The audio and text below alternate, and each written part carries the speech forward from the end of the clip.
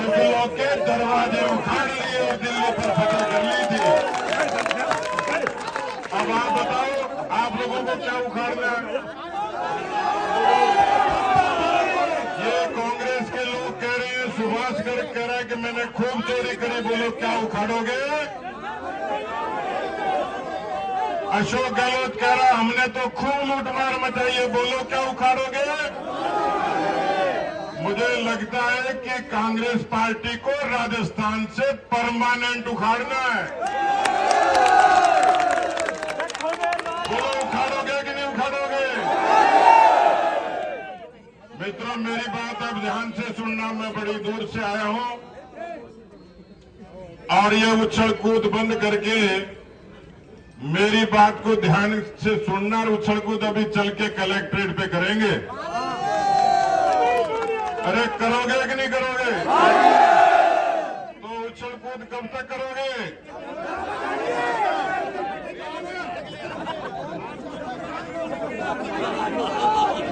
जब तक सोनिया गांधी और राहुल गांधी को वापस उनके ननिहाल नहीं भेजेंगे, पीएम नहीं भेजेंगे। आज हमारे बीच में इस भरतपुर में महाराजा सूरजमल जी की धरती को प्रणाम करते हुए, उनकी प्रतिमा को प्रणाम करते हुए मैं इसलिए आप लोगों के बीच में आया हूं। अरे इसके ताला लगा हुआ।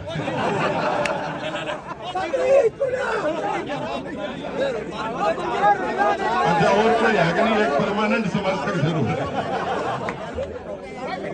मैं ये निवेदन करने के लिए आया हूं, मैंने भरतपुर को क्यों चुना? क्योंकि उखाड़ने के दम की शुरुआत कोई करेंगे तो भरतपुर वाले ही करेंगे। क्योंकि मैंने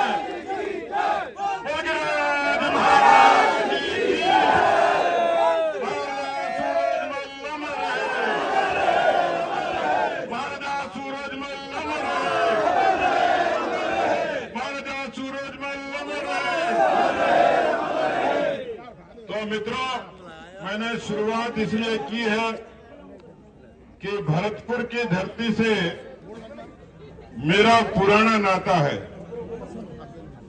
मैंने अपने विद्यार्थी जीवन में छात्र राजनीति की शुरुआत महाराजा सूरजमल की धरती से 1983-84 में की थी, जब मैं विद्यार्थी परिषद का कार्यकर्ता बना था। मेरे जीवन में मुझे ऊर्जा मिली थी, ताकत मिली थी जब मैं भारतीय जनता युवा मोर्चा का अध्यक्ष था। 1998 में हम लोग चुनाव हार गए थे। हमारे सामने एक बड़ी चुनौती थी। मैंने युवा मोर्चा के अध्यक्ष के नाते उस चुनौती को स्वीकार किया और 1999 में मैंने अजमेर के महाराजा सम्राट पृथ्वीराज चौहान की धरती से महाराजा सूरजमल की धरती की 550 किलोमीटर की पैदल यात्रा की थी। उस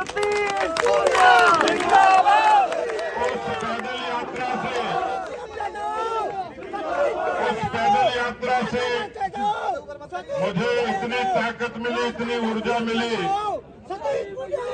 कि जब 2003 में चुनाव आए, 99 में जब लोकसभा के चुनाव आए तो हमने 15 सीटें जीती और 2000 में जब चुनाव आए तो हमने बहुमत की सरकार बनाई। मैंने महाराजा सूरजमल की वीर भूमि के माटी के तिलक से भारतीय जनता युवा मोर्चा को ऊर्जा और ताकत देने का काम किया। इस धरती से मुझे प्रेरणा मिलती है। और एक बार फिर से ये समय है, जिस तरीके से राजस्थान में 4.5 वर्षों में अराजकता है, राजस्थान का किसान परेशान है, राजस्थान का नौजवान परेशान है, राजस्थान की महिलाएं परेशान हैं, दलित, वंचित और पिछड़े परेशान हैं। इन 4.5 वर्षों में कांग्रेस पार्टी ने किसानों के साथ धोखाधड़ी की, ठगी की, वादा खिलाफी की। कांग्रेस के अंतर्राष्ट्रीय नेता राहुल गांधी उन्होंने कहा कि हमारी सरकार आएगी, किसानों का पूरा कर्जा माफ कर दें। जन घोषणा पत्र में भी कहा कि किसानों का पूरा कर्जा माफ कर देंगे, लेकिन 1500 दिन होने के बाद भी राजस्थान के 200 किसानों ने आत्महत्याएं कर ली, 18,000 किसानों की जमीन नीलाम हो गई। क्या किसानों के अपमान का बदला नहीं लोगे मित्रों? राजस्थान में देश की सबसे ज्यादा बेरोजगारी 28%, और उस बेरोजगारी पर भी कोर्ट में खाद का काम हुआ, पेपर लीक का। मैंने कहा सदन में, जब सरकार वीक होती है तो पेपर लीक होता है। अरे तुमने पेपर लीक कर दिए, लेकिन राजस्थान की जनता ने तय कर लिया, भारतीय जनता पार्टी के कार्यकर्ता ने तय कर लिया, इस बार कांग्रेस को परमानेंट वीक कर देंगे, डिलीट कर देंगे, लीक कर देंगे। लेकिन आप सबको पता होना चाहिए मैं यहां क्यों आया हूं। मैं उन नौजवानों के लिए न्याय मांगने के लिए आया हूं, क्योंकि इस पेपर लीक का सरगना कोई है। कौन है?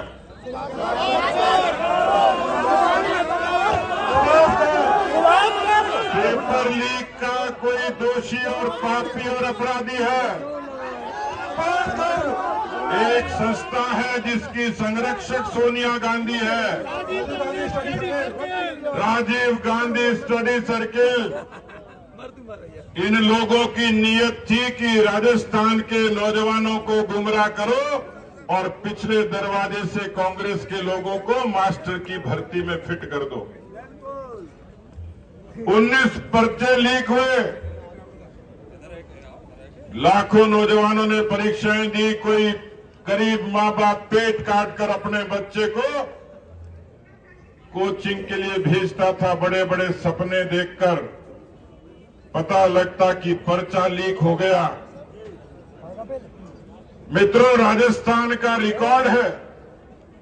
हनुमानगढ़ के विद्यार्थी कन्हैयालाल ने लिखा पर्चा जब लीक हो गया।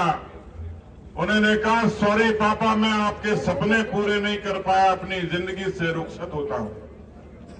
और ये एक के साथ नहीं हुआ, ऐसी अनेकों घटनाएं हुई। लेकिन राजस्थान में आंकड़ा है कि 10,000 नौजवानों ने आत्महत्याएं की। क्या उन नौजवानों की आत्महत्या का बदला नहीं लोगे मित्रों? राजस्थान में ज्यादा अपराध है, 9 लाख से भी ज्यादा मुकदमे दर्ज हुए हैं। इस भरतपुर की धरती को भी अपराधियों ने लाल कर दिया है निर्दोषों के खून से। 17 बलात्कार और 7 हत्याएं, ये कांग्रेस पार्टी का चरित्र है मित्रों। इस कांग्रेस पार्टी का हर साल एसीबी एंटी करप्शन ब्यूरो 600 मुकदमे भ्रष्टाचार के दर्ज करता है। राहुल गांधी आटे को लीटर में बेचता है, दुनिया में कहीं नहीं बिकता। कांग्रेस पार्टी का नेता ही कहता है लीटर में बिकता है। लेकिन राजस्थान में भ्रष्टाचार किलोमीटर में होता है। हर 12 किलोमीटर पर कोई न कोई अधिकारी कर्मचारी पकड़ा जाता है। क्या ऐसी भ्रष्ट सरकार से मुकाबला नहीं करेंगे?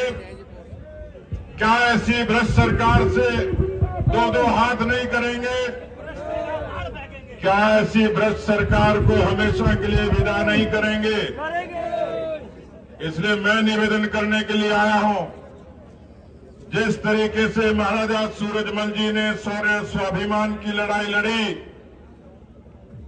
हिल गया गगन, झुक गया जहां सारा, स्वाभिमान के लिए लड़ता रहा पर कभी न झुका। सूरज हमारा कभी न झुका, सूरज हमारा। मित्रों, आज का दिन भी 16 मार्च है, 16 मार्च 1527। आपको यदि याद नहीं हो तो मैं याद दिलाना चाह रहा हूं। यहीं से चंद किलोमीटर दूर खानवा है। उस खानवा में देश के लिए, स्वाभिमान के लिए लड़ने वाला वीर योद्धा महाराणा सांगा ने बाबर को धूल चटाने का काम किया था। मित्रों, आज 16 मार्च का वही दिन है। इस महान दिन पर महान प्रतिमा के पास में यह संकल्प करने के लिए आए हैं कि जिन्होंने बेरोजगारों के सपने तोड़ने का काम किया, सपने नहीं, उन्होंने तो सगाइयां भी तोड़वा दी। एक लड़के लड़की की सगाई हो गई, दोनों ने रीट की परीक्षा दी थी। कई दिन हो गए तो लड़के ने लड़की को फोन किया कि शादी का क्या इरादा है। लड़की ने कहा कोई इरादा नहीं। पूछा क्यों? कि जब तेरी रीट ही लीक हो गई तो शादी भी लीक हो गई, इसलिए कैंसिल। ये कांग्रेस पार्टी की सरकार की वानगी है। इनको अभिमान है कि बिजली बीएसपी बहुजन समाज पार्टी के 6 लोगों को मैंने नाश्ता करते हुए देखा। भ्रष्टाचार में कांग्रेस पार्टी के लोगों को चारा खाते देखा, कोयला खाते देखा, तेल खाते देखा, तार खाते देखे, रुपए खाते देखे, लेकिन हाथी खाते हुए मैंने कभी नहीं देखा। 6 हाथी को जीम गया अशोक गहलोत। कितना जबरदस्त हाजमा है। हाथी को जीम सकता है? जादूगर है। लेकिन राजस्थान की जनता अब इस जादू को समझ गई। वो बीएसपी के 6 हाथी जीम लिए, लेकिन इस बार कांग्रेस पार्टी के पतन का कारण भी बीएसपी बनेगी। ये बीएसपी बहुजन समाज पार्टी नहीं, ये बिजली, सड़क और पानी बनेगी जो कांग्रेस के खात्मे का कारण बनेगी। मित्रों, कांग्रेस पार्टी का चरित्र देखो। मित्रों, कांग्रेस पार्टी का चरित्र देखो। इस देश को स्वाभिमान देने का काम, वो जो गाय भैंस के वो बांधते हैं मुंह पे, हमारे यहाँ तो छींकी बोलते हैं, छींका ही बोलते हैं। इसके वो बांध दो एक बार, मुछी का बांध दो।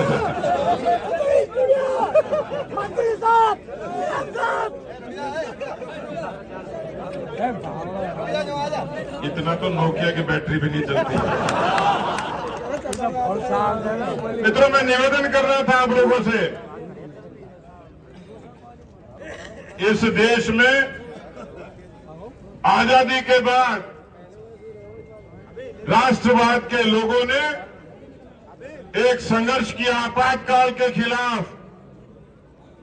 एक संघर्ष हुआ श्री राम जन्मभूमि के लिए, मंदिर के भव्य निर्माण के लिए। एक संघर्ष हुआ कश्मीर में 370 खत्म करने के लिए। भारतीय जनसंघ और भारतीय जनता पार्टी के कार्यकर्ताओं ने संघर्ष किया। अटल बिहारी वाजपेयी जी ने सुशासन स्थापित किया। इस देश में स्वाभिमान देने का काम प्रधानमंत्री नरेंद्र मोदी जी ने किया। और इसलिए मित्रों, आज देश के प्रधानमंत्री जी ने देश को गौरव दिया है। लेकिन कांग्रेस पार्टी की फितरत देखिए। उनके प्रदेश के प्रभारी वो कहते हैं कि मोदी को खत्म कर दो। वो कहते हैं कि मोदी को खत्म करो, नहीं तो हम खत्म हो जाएंगे। क्या किसी पार्टी का जिम्मेवार व्यक्ति इस तरीके की कल्पना कर सकता है क्या? इससे कांग्रेस के चरित्र का पता लगता है। क्योंकि मोदी जी ने अपने आप को इतना बढ़ाया, देश को इतना बना दिया, इतना स्वाभिमान से खड़ा कर दिया कि न तो मोदी खत्म होगा, न हिंदुस्तान खत्म होगा, लेकिन हिंदुस्तान के नक्शे से कांग्रेस पार्टी जरूर विदा हो जाएगी, खत्म हो जाएगी। और इसलिए साथियों, आज आप लोगों को नौजवानों की इस बेरोजगारी और पेपर लीक के लिए बुलाया है, किसानों के आंसू पोंछने के लिए, उनके हक की लड़ाई के लिए बुलाया है, राजस्थान की उन महिलाओं को न्याय के लिए बुलाया जिन पर 6000 महिलाओं को हर वर्ष बलात्कार का दंश झेलना पड़ता है। राजस्थान के वो लोग जो निर्दोष मारे जाते हैं, 7 हत्याएं रोज होती। राजस्थान में जिस तरीके से बिजली के हालात बने, इन सब बातों को लेकर आज मैं इस भरतपुर के जाबाज कार्यकर्ताओं को और जनता को नमन प्रणाम अभिनंदन करता हूं कि आज आपने इस सिंह द्वार से जो सिंह गर्जना की है, कांग्रेस के खात्मे की उल्टी गिनती भी साथ ही शुरू हो गई। मित्रों, मैं आपको धन्यवाद दूंगा कि सितंबर 2019 में जब बिजली के दरों की बढ़ोतरी हुई तो 1.5 लाख लोगों ने बिजली की दरों को रोकने के लिए आंदोलन किया। भारतीय जनता युवा मोर्चा ने पेपर लीक के लिए प्रभावी आंदोलन किया। किसान मोर्चा के कार्यकर्ता घर घर गए और 20 लाख हस्ताक्षर करवाए। लेकिन मैं धन्यवाद दूंगा कि आप लोगों ने चुनाव से पहले देश के किसी हिस्से में किसी विपक्षी पार्टी ने इस तरीके से मजबूती से पंचायती राज का चुनाव नहीं लड़ा। पहली बार राजस्थान की धरती पर हुआ कि सत्ता को हारना पड़ा और विपक्ष शान से जीता, और जिला प्रमुख के रूप में भरतपुर में जगत सिंह जी जैसे 19 लोग कांग्रेस की छाती पर जीत कर आए। मित्रों, कांग्रेस के खिलाफ ये वातावरण भारतीय जनता पार्टी की जन आक्रोश यात्राओं से पैदा हुआ है। हम लोगों ने 1.5 लाख किलोमीटर यात्रा शुरू की, 2 करोड़ लोगों तक गए, 64,000 सभाएं हुई, 5 लाख कार्यकर्ता जुटे। मैं देख रहा था आज कांग्रेस के अध्यक्ष डोटासरा का बयान कि जनाक्रोश यात्रा, इसको कोई रेस्पॉन्स नहीं मिला, तो मुझे लगता है कि कांग्रेस गूंगी बहरी तो है, लेकिन कांग्रेस के नेता अंधे हो गए। आंख खोलकर देख लो भरतपुर की छाती पर किस तरीके से कांग्रेस की छाती पर भरतपुर का जन समर्थन जनाक्रोश यात्रा के लिए खड़ा है।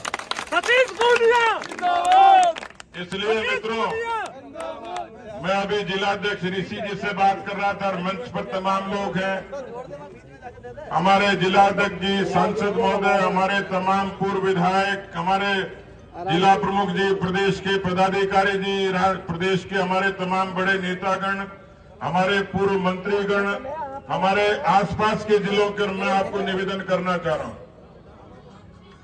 मैं एक सामान्य किसान के घर में पैदा हुआ और एक कार्यकर्ता की तरह जीवन शुरू किया। मैं सबका सम्मान करता हूं, सब कौम का सम्मान करता हूं, क्योंकि ये संस्कार मुझे पार्टी ने दिए। इसलिए राजनीति में कई बार ऐसे अवसर आते हैं जब मन में थोड़ा विषाद होता है, मन में थोड़ी तकलीफ होती है, वेदना होती है। मैं जब सुबह आया तो मैंने देखा मेरे घर के बाहर 500 गाड़ियों का, हजारों कार्यकर्ताओं का काफिला खड़ा था। मैंने पूछा कि मैं तो भरतपुर जा रहा हूं, आप किस काम से आए हो? कोई झुका नहीं सकता, कोई हरा नहीं सकता। हमारी पहली प्राथमिकता है कि हम देश के यशस्वी प्रधानमंत्री नरेंद्र मोदी जी के नाम और काम पर उस एक एक लाभार्थी तक जाएंगे। हम आदरणीय राष्ट्रीय अध्यक्ष जेपी नड्डा जी के निर्देशन में घर घर जाएंगे, अलग जगाएंगे, एक एक पन्ने को अपना मिशन बनाकर भारतीय जनता पार्टी को प्रचंड बहुमत से सत्ता में लाएंगे और राजस्थान के लोक कल्याण का रास्ता शुरू करेंगे।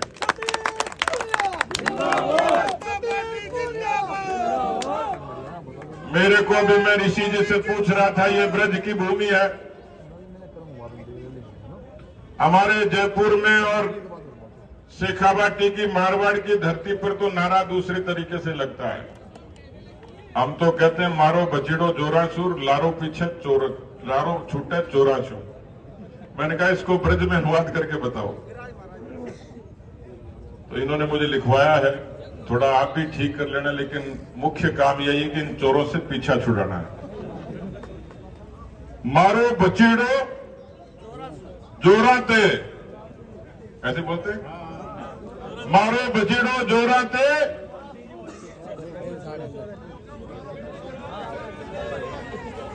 नहीं बचीड़ बोलते ही है ना, बचीड़ तो ब्रिज में बोलते ही है, बचीड़ नहीं बोलते, बोलते। अच्छा कई करे धक्का, अच्छा देखो देर बार काट दो भाई साहब। काम तो एक ही करना है। हमारी तरफ कहावत है कि बाबा आना चाहिए चाहे बाढ़ कूद के आ जाए।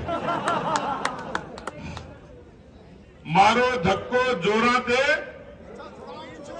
पीछा छुड़ाओ चोराते, चोरनते, मारो धक्को जोरनते, पीछो छुड़ाओ चोरनते। ठीक है, सेकंड लाइन आप बोलना, मारो धक्को जोराते,